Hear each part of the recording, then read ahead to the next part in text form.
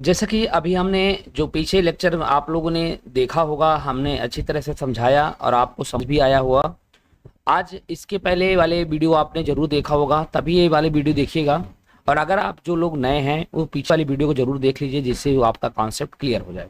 जो हम देख रहे हैं उसको हम बता दें कि देखिए, अब इकोनॉमिक्स में, सिविक्स में हमारा जो कोर्स चल रहा है उसमें हम बिल्कुल एक एक छोटी छोटी चीज़ें देख रहे हैं और एक पूरी स्टोरी के साथ, पूरी जो है कॉन्सेप्ट के साथ इसको पढ़ने की कोशिश किया जा रहा है। Is there a way one can grow more from the same land. देखिए दोस्तों, क्या उसी भूमि से अधिक पैदावार करने का कोई तरीका है? क्या ऐसा कोई है कि जो लैंड है, जो जमीन है, जैसा आपने बताया, देखा कि लगातार जमीनों की संख्या जो है, जमीन उतने ही फिक्स है, बट जनसंख्या जिस तरह से बढ़ रहा है, उस जनसंख्या को देख करके हमें क्या लग रहा है? उस जनसंख्या को हमें देख करके ये लग रहा है कि ये जनसंख्या जो है बढ़ तो रही है, लेकिन अब लैंड की जो हमारी जमीन, एग्रीकल्चर जो लैंड है, वो तो अभी उसमें कोई वृद्धि हो नहीं रहा है। तो हमें क्या, उसमें हम कैसे ग्रो कर सकते हैं? क्या कोई ऐसा उपाय है, जिसे कोई तरीका है जिससे भूमि की अधिक पैदावार हो सके? उसी के बारे में देखेंगे दोस्तों। In the kind of crops grown and facilities available, Palanpur would resemble a village of the western part of the state of Uttar Pradesh. जी हाँ दोस्तों, यहाँ जिस प्रकार की फसल पैदा की जाती है और यहाँ जैसी फैसिलिटी, जैसी सुविधाएं उपलब्ध है, उन्हें देख करके, उन्हें देखते हुए पालनपुर जो है ना, पालनपुर उत्तर प्रदेश के पश्चिमी भाग के गांव की तरह लगता है। जो यहाँ पे जो भी व्यवस्था है वो पालनपुर जो है ना, वो जो है पालनपुर में जो बात कर रहे हैं, उत्तर प्रदेश के पश्चिमी भाग के गांव की तरह लगता है, जैसे यहाँ पे बताया जा रहा है। All land is cultivated in the Palanpur. Palanpur में समस्त भूमि पर खेती की जाती है। ठीक है, ध्यान रखिए, all land is cultivated, cultivated मतलब खेती की जाती है पालनपुर के सभी जमीनों में। नो लैंड इज लेफ्ट एडल। देखिए बेटा, अभी मैं आपको बता दूं कि यहाँ पे कोई भी भूमि जो है इडल, इडल मतलब बेकार नहीं छोड़ी गई है। ठीक है। During the rainy season kharif farmer grow jowar and bajra, these plants are use as cattle feed. देखिए, अगर हम खरीफ सीजन की बात करें तो खरीफ बरसात के मौसम यानी खरीफ में किसान ज्वार और बाजरा उगाते हैं। ठीक है। These plant are use as cattle feed, जिसका उपयोग ज़्यादातर, ये जो उपयोग होता है मवेशियों के खाने के लिए, पशुओं के चारे के लिए प्रयोग में लाया जाता है। It is followed by the cultivation of potatoes between October and December. जो अक्टूबर और दिसंबर का जो बीच है ना, यानी कहना चाहिए अक्टूबर और दिसंबर के बीच आलू की खेती होती है, पोटैटोज की खेती होती है। In the winter season rabi field are sown with wheat. और जब ठंडी आती है, सर्दी का मौसम रहता है, खेतों में जो है गेहूं उगाया जाता है। ठीक है। From the wheat produce farmers keep enough wheat for the families consumption and sell surplus wheat at the market Raiganj. आपको मैं बता दूं कि इसी तरह से उत्पादित गेहूं से परिवार के खाने के लिए थोड़ा पार्ट्स रख लिया जाता है कंजेप्स करने, और कुछ चीज़ें जो ज़्यादा होता है, सरप्लस होता है, जो उसका जो ज़्यादा होता है, उसको जो सेल कर दिया जाता है मार्केट में। और वहाँ पे पास के एक मार्केट था जो किसान रायगंज के मंडी में बेचते थे। ठीक है, रायगंज के। ठीक है। A part of the land area is also devoted to sugar canes which is harvested one every year. देखिए, अगर हम बात करें तो बहुत सारा जो पार्ट्स है भूमि के, कुछ भाग, एक भाग में गन्ने की खेती भी की जाती थी, शुगर केन की, जिसकी वर्ष में एक बार जरूर कटाई होती थी। ठीक है। Sugar cane in the raw from or jaggery is sold the traders in Shahpur. अब मैं बता दूं, गन्ने और अपने कच्चे रूप में, जो गुड़ के रूप में, जो शाहपुर के व्यापारियों को बेचा जाता था। शाहपुर जो व्यापारी होते थे, उन जो है गन्ने या गुड़ को बेच दिया जाता था। दोस्तों, इसमें जो स्टोरी सुन रहे हैं आप, बिल्कुल कंसंट्रेट से सुनेंगे, समझेंगे तो पूरी बात आपको समझ में आ जाएगी। The main reasons why farmers are able to grow three different crop in year in the Palanpur due to the well developed system of irrigation. Palanpur में एक वर्ष में जो किसान तीन तीन जो अलग अलग क्रॉप जो उगा रहे हैं या सिंचाई के, इसका मेन मुख्य पैदावार जो पाते हैं, इसका मेन रीजन ये है क्योंकि यहाँ सिंचाई की सुव्यवस्थित व्यवस्था है, वेल डेवलप्ड है इरिगेशन की। क्योंकि electricity came early the to the Palanpur, क्योंकि जो तब तक अगर हम बात करें तो पालनपुर में बिजली जल्दी आ गई थी, मतलब बहुत जल्दी पालनपुर में इलेक्ट्रिसिटी का विकास हो गया था। Its major impact was to transform the system of irrigation.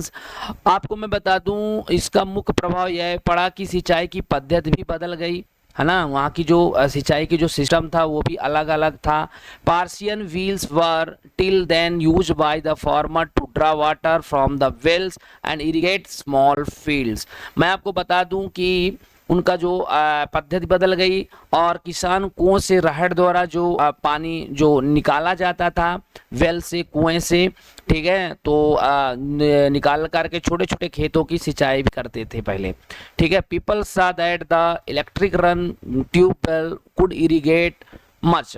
आपको मैं बता दूं कि यहाँ पे लोगों ने देखा कि बिजली से चलने वाले जो नलकूपों से ज़्यादा प्रभावकारी ढंग से हम जो है मच एरियाज, मतलब अगर हम देखा जाए तो much larger area land up more effectively, तो इससे हम ज़्यादा मात्रा में अधिक क्षेत्र की सिंचाई की जा सकती थी, ठीक है। तो उसके मन में ऐसा आया। तो the first few tube wells were installed by the government, इसलिए सबसे पहले जो है गवर्नमेंट के द्वारा जो है ट्यूबवेल लाया गया, इंस्टॉल किया गया। Soon however farmers started setting up private tubewells, इसके जस्ट बाद कुछ लोगों जो किसान के पास इनफ पैसा रहता था तो उन्होंने धीरे धीरे करके अपना खुद का प्राइवेट नलकूप लगाने का भी प्रारंभ कर दिया। As a result by mid 1970s the inter cultivated areas 200 hectares was irrigated. अब इसके रिजल्ट में क्या हुआ कि 1917 के अगर हम दशक की बात करें, डेकेड्स की मिड बात करें, तो लगभग 200 हेक्टेयर जो है सिंचित भूमि हो चुकी थी, ठीक है। अब यहाँ पे मैं एक चीज़ और बताऊंगा थोड़ा सा कि ये जो ब्रैकेट है इसको थोड़ा समझाऊंगा, लेकिन इसके पहले यहाँ पे समझ लेते हैं। To grow more than one crop one piece of the land during the year is known as multiple cropping. इसके वजह से एक वर्ष में भूमि पर एक से ज़्यादा फसल जो होती थी पैदा करने की एक बहुविधि फसल प्रणाली भी कहला गई, इसलिए इसको मल्टी क्रॉपिंग भी कहा गया। It is the most common way of the increasing production on a given piece of land. आपको मैं बता दूं कि यह भूमि के किसी एक टुकड़े में उपज बढ़ाने की बहुत अच्छा सामान्य जो सिस्टम थी, एक प्रणाली था। All farmer in the Palanpur grow at least two main crops, many are growing potatoes as the third crop in the past 15 to 20 years. मैं आपको बता दूं कि ज़्यादातर किसान जो है इसमें पालनपुर के सभी किसान कम से कम 2 फसल पैदा करते थे। कई किसान तो पिछले 15 से लगभग 20 यानी 15 से 20 ईयर से तीसरी फसल के रूप में आलू को भी निकाल मतलब हो जाता था, पोटैटोज की भी। तो अब यहाँ पे हम जो बात कर रहे हैं पहले ये देखते हैं इस ब्रैकेट में और इस बॉक्स में लिखा क्या है, पहले यहाँ पे समझें। Not all the villages in India have such as high level of irrigation. जैसा कि हम जानते हैं कि भारत में, हमारे इंडिया में जो है सभी लोगों में ऐसी उच्च स्तर की जो व्यवस्था है सिंचाई की वो अभी है नहीं। Apart of from the riverine plains coastals region in the our countries are well irrigated. आपको मैं बता दूं कि इसके अलावा नदी मैदानों के अतिरिक्त हमारे देश में जो कुछ ऐसे पार्ट्स हैं जो तटीय क्षेत्र हैं, जो कोस्टल रीजन्स हैं, ठीक है, तटीय क्षेत्र में अच्छी सिंचाई होती है ना, होती है। और अभी हम बताएं इन्हें construct plateau region such as the Deccan plateau have a low level of irrigation. आपको मैं बताऊं इसके विपरीत पठारी क्षेत्र जो होता है, जो पठारी क्षेत्र मतलब जहाँ पे कोई मतलब यहाँ पे कोई व्यवस्था नहीं रहता, ना कोई नदी रहती है ना कोई, तो पठारी वाला क्षेत्र, प्लेटू वाला जो एरिया है दक्षिण पठार में जो सिंचाई कम होती है, तो इस कारण से यहाँ पे जो है इरिगेशन कम होता है। तो of the total cultivated area in the country is little less than 40% is irrigated even today. अगर हम आज की बात करें तो बेटा अभी हम समझा दें कि देश में आज भी कुल क्षेत्र का लगभग 40% से भी कम क्षेत्र की सिंचाई होती है। अब 40% से, अब मैं आपको बता दूं इतना है। और in the farming areas farming is largely dependent on rainfall. ज़्यादातर जो खेत जो खेती होती है तो वो डिपेंड करता है ज़्यादातर रेनी सीजन पर और रेन पर डिपेंड करता है, इसलिए यहाँ पे ज़्यादा अच्छा पैदावार भी अच्छे से नहीं हो पा रही है। तो आप समझ गए होंगे इस इमेज के माध्यम से हम डिफरेंट क्रॉप्स देख रहे हैं। वीट भी उगाई जाती थी, बाजरा भी, शुगर केन भी और पोटैटोज भी। ये कहाँ? पालनपुर में, क्योंकि वहाँ पे सिंचाई का पर्याप्त व्यवस्था था। अब देखिए लेट्स डिस्कस, अब हम कुछ बारे में चर्चा करते हैं। देखिए the following table 1.1 show the land under cultivation in India in units of million hectares. आपको पता चलेगा सारणी जो 1.1 है, पीछे आपने देखा होगा, वहाँ पे आपको मैं बता दूं कि लगभग 10 लाख से भी ज़्यादा जो है ना, आपको मैं बता देता हूँ, देख लीजिएगा। तो इसमें लगभग 10 लाख यानी मिलियन हेक्टेयर की इकाई के भारत में कृषि क्षेत्र को दिखाया गया है। लगा गया कि नहीं? क्या plot this on the graph provide beat does the graph so discuss in the class. और अब ये बताइए कि सारणी के नीचे दिए गए आरेख में इस चित्र करें, आरेख किया गया, दिखाया गया, कक्षा में हम इसको चर्चा क्या कर सकते हैं, इसमें देख सकते हैं आप। देखो 1.1 में क्या दिया गया है, ये 1950 और 51 की अगर हम बात करें तो लगभग कल्टीवेटेड एरिया 132 है मिलियन समय, और जब ये तब इस समय पे था। लेकिन 1991 में हम देखें तो 186 है, यहाँ भी देखें तो 186 था, यहाँ पे देखें तो 98 मतलब बढ़ा, फिर 11 में देखें तो ये बढ़ा, फिर 12-13 में ये फिर थोड़ा सा घट गया, फिर ये बढ़ा, फिर ये थोड़ा सा बड़ा उतने लेवल में आ गया, फिर ये और फिर ये, मतलब बढ़ा नहीं है। 16 और 17 के बीच में प्रोवाइड डाटा को बस देखें तो आपको समझ में आएगा कि कहीं बढ़ रहा है, कहीं घट भी रहा है। तो ये जो हमारे कल्टीवेटेड एरियाज की जो एरिया है, अलग अलग एरियर्स के हैं ये, ठीक है। अब इसके बारे में थोड़ा हम चर्चा कर रहे हैं, वो क्या है कि अब इसमें क्या क्या है ये हम थोड़ा बताएंगे। तो इसमें अपन देखेंगे कि क्या समस्याएं इसमें, कैसा क्या है, ये सारी चीज़ें हम अभी देखेंगे। क्या सिंचाई के अंतर्गत आने वाले क्षेत्र को बढ़ाना आवश्यक है और क्यों है, ये भी आप लोग थोड़ा सा बताओगे, ठीक है। अब देखिए इसकी जो सोर्सेस हैं, इसकी हम जो बात करेंगे, प्रोविजनल डाटा की बात करेंगे, जो हम भी हमारे पास है, ये अंतरिम गणना, वो उसके बारे में थोड़ा सा समझेंगे। पॉकेट बुक्स एग्रीकल्चर स्टैटिक्स, ये जो एग्रीकल्चर का स्टैटिक्स जो दिया गया है, ये 2020 directors are economics and statics and department of agriculture cooperation and farmer welfare. तो ये पॉकेट बुक्स ऑफ एग्रीकल्चर जो स्टैटिक्स 2017 आर्थिक मतलब 20 का है। अब इसमें अलग अलग तरह से आपको दिखाई दे रहा है, पहले वो अलग था। तो इसमें आप किसानों के कल्याण विभाग के बारे में चर्चा किया गया। अभी मैं आपको एक चीज़ और दिखा रहा हूँ, देखिए अब एक दूसरा ग्राफ जो दिखाई दे रहा है कल्टीवेटेड एरिया में अपन देखें तो इसकी जैसे ग्राफ में देखेंगे तो आप देख पा रहे हैं कि 1950 में कैसा था, फिर ये कैसा हुआ 1990 जो, फिर इसमें क्या हुआ, फिर वृद्धि हुआ, फिर ग्रोथ, फिर कम, कहीं वृद्धि, फिर कम, फिर आज उतने लेवल में है 200। अब ये it is the important to increase the area under irrigation why. अब हमें ये बताइए कि हमें क्यों बढ़ाना चाहिए। अब ये बताइए क्या सिंचाई के अंतर्गत आने वाले क्षेत्र को बढ़ाना आवश्यक है और क्यों बढ़ाना आवश्यक है। तो आप समझ गए होंगे कि इसलिए बढ़ाना आवश्यक है भैया, क्योंकि देखिए अगर हमारे कल्टीवेटेड एरियाज नहीं बढ़ेंगी और इरिगेशन की सिंचाई व्यवस्था नहीं होगी, 100% श्योर है जिस तरह जनसंख्या बढ़ रही है तो खाने के लिए प्रॉब्लम हो जाएगी, ठीक है। खाने पीने की पूरी व्यवस्था गड़बड़ दगमगा जाएगी। तो इस बेस पे देखा जाए तो ये जरूरी है, ठीक है। थोड़ा सा मैं देख लूँ आवाज, हेलो, हाँ ठीक है। अब देखिए दोस्तों, you have read the about the crops grown इन पालनपुर। जैसा आप देखा होगा कि you have read about the crops of grown in Palanpur के जो पैदावार के जाने वाली फसलें के बारे में हम अभी पढ़े हैं।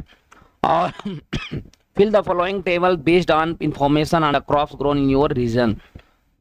इसमें ये कह रहा है कि जो आपके नीचे ब्लैंक दिया है उसमें आप भरिए, फिल करिए अपने हिसाब से जो भी आपको सूचना प्राप्त हुआ। तो हो गया, जो भी रहा बेटा ये अपना अपना देख सकते हैं, समझ सकते हैं।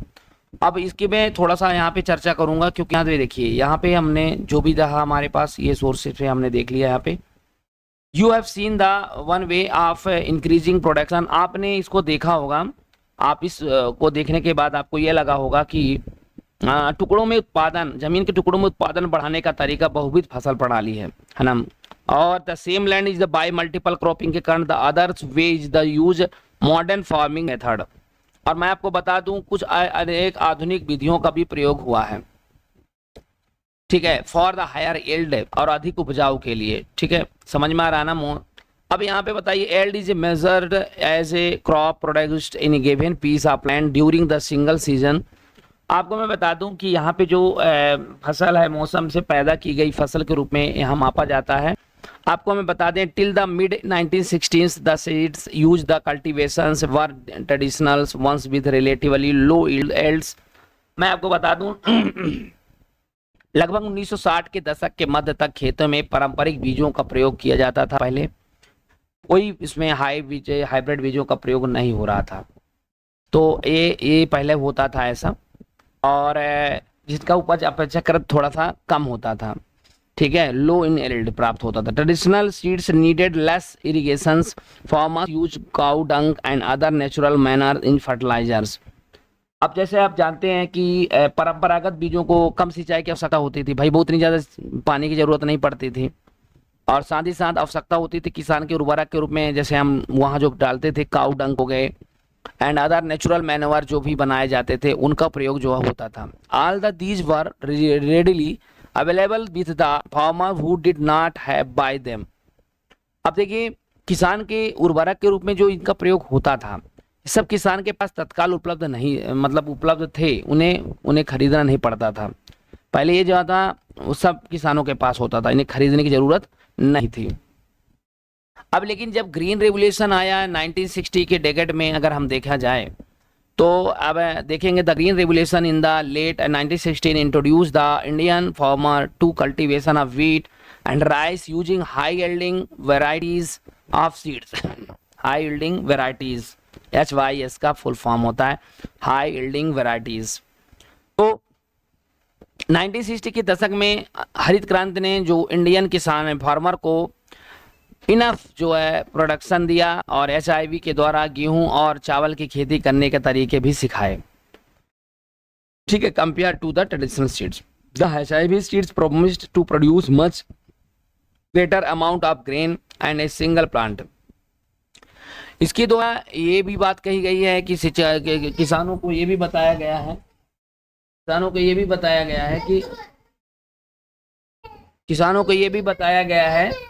कि इसमें ये बताया गया कि जो ग्रेन है, ठीक है, जो ग्रेन था आपका, उसमें उनको इनफ प्रोडक्शन देने के लिए भी कहा गया था कि इनफ प्रोडक्शन इनका मिलेगा। मतलब इसमें प्रोडक्शन की जब बात कही गई है तो इसमें जो है लिखा गया है कि इसमें ज़्यादा से ज़्यादा गेन अमाउंट मिलेगा एक सिंगल प्लांट में। As a result the same piece of land would you now produce for larger quantities of food grain than the possible earlier seeds। आपको हम बताते हैं कि इसमें पहले किसान तो तैयार नहीं थे, फिर भी मात्रा में अनाज पैदा होने की आशा थी। इसके परिणाम स्वरूप जमीन की उसी टुकड़े में पहले की अपेक्षा कहीं अधिक अनाज की मात्रा पैदा होने लगी। देखिए अति उपज प्रजाति वाले बीजों में अधिकतम उपज पाने के लिए बहुत ज़्यादा पानी तथा रासायनिक खाद कीटनाशक की भी जरूरत थी। अभी हम बता दें अगर हमें किया जाए HV सीड्स के लिए however needed to plenty of water, प्रचुर मात्रा में पानी चाहिए, एंड आल्सो केमिकल फर्टिलाइजर, और केमिकल फर्टिलाइजर भी ज़्यादा चाहिए, पेस्टिसाइड भी ज़्यादा चाहिए, बेस्ट रिजल्ट, अच्छा रिजल्ट प्राप्त करना है तो ये सारा चीज़ें भी उनमें होना चाहिए, ठीक है। देखिए बेटा अगर हम थोड़ा सा इस इमेज को देखें और इस इमेज में थोड़ा सा दिमाग लगाएं तो आपको क्या लग रहा है कि ये जो हाई लेवल सीड है और इस सीड को हमें अगर प्रोडक्शन करना है मॉडर्न फार्मिंग में तो हमें भैया अच्छी प्रोडक्शन करना है तो हमें कल्टीवेटेड यानी हमें ट्रैक्टर की ज़रूरत पड़ेगी, फार्मर मैकेनरी, डीजल भी चाहिए और फर्टिलाइज़र भी इनफ मात्रा में चाहिए, पेस्टिसाइड भी चाहिए, तब जाके इरिगेशन। अगर हम इरिगेशन जो है या तो कैनाल्स होना चाहिए या पंप सेट्स होना चाहिए, इलेक्ट्रिसिटी डैम के माध्यम से हम इसमें कर सकते हैं। तो ये जो मॉडर्न फार्मिंग मेथड भी दिखाया गया है, ठीक है। तो high yield were possible one form of combination of HYV seeds, irrigations, chemical fertilizer, pesticide etcetera, ये सारा चीज हमें चाहिए जैसा कि हम इमेज में देख पाए हैं। अब हमें क्या है, farmer is Punjab, Haryana and western Uttar Pradesh were the first to try out the modern farming method in India. India में जो सबसे पहले जो इस मॉडर्न मेथड को अपनाया गया था, तो वो पंजाब का नाम आता है, हरियाणा का नाम आता है, पश्चिमी उत्तर प्रदेश के किसानों के लिए भी ये सबसे पहले प्रयोग किया गया। ठीक है। The farmer in these region set up tubewells for irrigations and made use of HYV seeds, chemicals, fertilizer and pesticide in farming. देखिए, अगर हम बात करते हैं 3 क्षेत्रों में किसानों ने खेती के में सिंचाई के लिए जो इरिगेशन के लिए जो ट्यूबवेल्स HYV बीजों और रासायनिक जो chemical fertiliser and in pesticides का प्रयोग किया, उनमें से कुछ ने ट्रैक्टर और फसल गहाने के लिए मशीनें खरीदी। अब यहाँ पे देखें, some of them and part of farm machinery like and tractors and threshers which made of ploughing and the harvesting fasters, they have rewarded and high yield in wheat. देखिए, इसके अलावा भी कुछ लोगों ने इनको अच्छा उत्पादन के लिए, जुताई के लिए, कटाई के लिए, काम के लिए, मशीनी तेज करने के लिए मशीनें खरीदे और उन्होंने गेहूं के ज़्यादा पैदावार भी प्राप्त हुई फिर। ठीक है। अब देखिए, in Palanpur in the yield of wheat grown and from the traditional varieties of 1300 kg of for per hectares. अभी हमने पालनपुर में परंपरागत बीजों से गेहूं का उपज लगभग 1300 किलोग्राम प्रति हेक्टेयर थी। With the HYV seeds the yield of went up the 32 kg per hectare. लेकिन जब हाई एल्डिंग वैरायटीज सीड्स का प्रयोग जब हुआ, तो वही क्षेत्र पे लगभग 3200 kg पर हेक्टेयर की प्रोडक्शन बढ़ गया। There was a large increase in the production of the wheat. अब हमने देखा, इनमें देख के बता सकते हैं कि इसमें वीट का हाई इंक्रीजन हुआ है ना। Farmer now had greater amount of surplus wheat to sell the market, जिसके कारण यहाँ के किसानों को बाजार में बेचने का अधिशेष यानी सरप्लस भी ज़्यादा होने के कारण गेहूं की काफ़ी मात्रा उपलब्ध थी। समझ में आ रहा है? Let's discuss. अब हम कुछ चीज़ें इसमें डिस्कस करते हैं। जैसे पहला डिस्कस में हमारा ये कह रहा है कि what is the difference between the multiple cropping and modern farming method. Multiple cropping यानी बहुविधि फसल प्रणाली और मॉडर्न फार्मिंग मेथड यानी आधुनिक विधियों में क्या अंतर है इनके बीच में।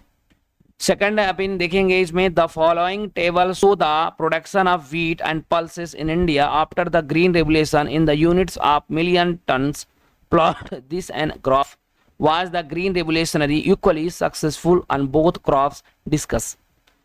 सारणी 1.2 में भारत की हरित क्रांति के बाद गेहूं और दालों का उत्पादन करोड़ों टन इकाई में दिखाया गया है। इसे हम समझेंगे और इसको देखने की कोशिश करेंगे। Production of pulse and wheat देखा गया है कि देखिए, production pulse and production wheat 1965-66 के बीच में अगर देखे जाए तो 10 था, अब ये भी 10 था, लेकिन 1771 में देखा 12 है, ये 24 हो गया, दुगना बढ़ गया है व्हीट का प्रोडक्शन। 80-81 में 11 है तो 36 हो गया है। 2000 में देखो पल्स कम हुए हैं, लेकिन ये देखो बढ़ रहे हैं। कुल मिलाकर आप देखिए 1920 की बात करें 23 है और ये 108 तक बढ़ चुका है। तो अब आपको इसमें से क्या समझ में आ रहा है? तो सोर्सेस की अगर हम बात करें तो pocket books and irrigation statics 2020, directorate of economics and statistics and department of the agriculture cooperation and farmer welfare, यह कृषि निगम और किसानों के कल्याण विभाग फरवरी जो किया गया है, ये 2020 का है। एक आरेख बनाकर दिखाया गया है। क्या हरित क्रांति दोनों की फसलों के लिए समान रूप से सफल सिद्ध हुई? विचार करते हैं कि क्या अभी उसमें बढ़ी है कि नहीं बढ़ी है। अभी और देखेंगे इसमें, अगर देखें तो देखिए, modern farming method is require the farmer to start with more cash before why. आधुनिक कृषि विधियों को अपनाने वाले किसान के लिए आवश्यक कार्यशील पूंजी क्या है? अब इसमें क्या बहुत जरूरी है, अब इसके बारे में अपन देखेंगे। अब हम देखिए, इसमें हम और बात करेंगे। During the your field visit talk to some farmer of your region find out. आप अपने फील्ड को विजिट करिए और वहाँ से कुछ फार्मर से बात करिए और आपको किसके बारे में बात करना है, कैसे करना है, ये एक प्रोजेक्ट वर्क रहता है। तो बेटा ये सारा चीज़ें हैं, इसको आप देख सकते हैं। तो थर्ड पॉइंट में हम जब पढ़ने वाले हैं तो थर्ड अपना पॉइंट जब चलेगा तो बिल्ड द लैंड सस्टेन। क्या भूमि यह धारणा कर पाएगी? क्या भूमि विल द लैंड सस्टेन, क्या ज़मीन धारण कर पाएगी या सस्टेनेबल बना रहेगा, ये सारे चीज़ें के बारे में चर्चा हम नेक्स्ट वीडियो में करेंगे। तब तक के लिए जय हिंद, जय भारत, थैंक यू।